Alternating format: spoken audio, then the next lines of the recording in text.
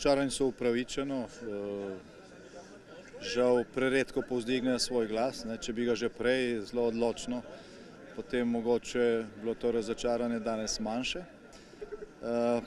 Zdaj pa seveda je ta reakcija več kot razumljiva, ker so zadeve zelo transparentne. Koalicijska pogodba je v bistvu napad na gospodarstvo, na pogoje gospodarjenja, na delovna mesta, na investicije, na sam motiv, zaradi katerega podjetnik gradi podjetje, zaposluje, prispeva skupnosti in seveda skrbi tudi za lastno blaginjo. To je pač neločljivo povezano v človeški civilizaciji.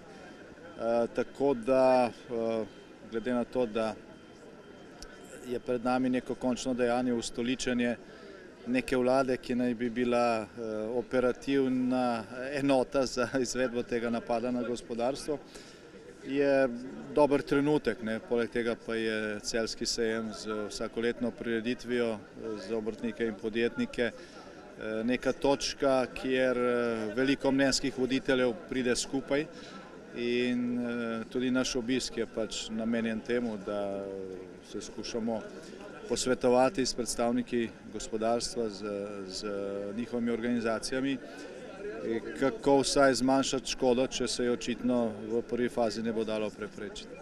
Zdaj, nekateri gospodarstveniki so danes dejali, da so zaskrbljeni tudi nad tem, da nekateri politiki, tukaj so ciljali predvsem na vidne člane stranke Levica, poskušajo narediti nek razredni boj med delom in kapitalom. Kaj vi pravite? Je to nevarno?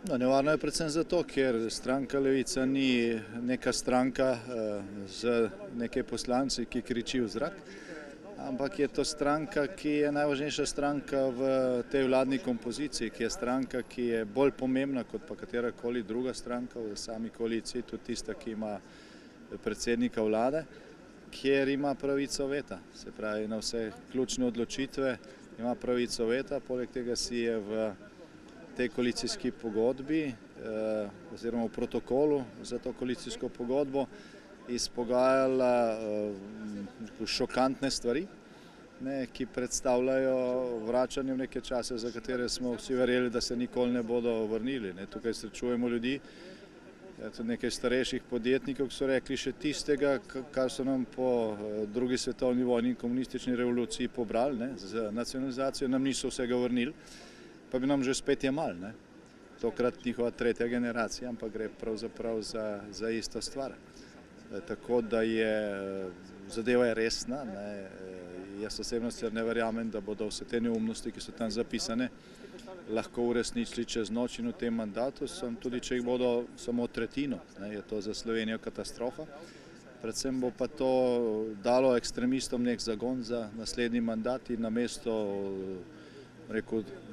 9 ali pa 20 v seštevku radikalnih levičarjev v parlamentu, jih imamo lahko 30 in potem je vrag dokončno vzel šalo.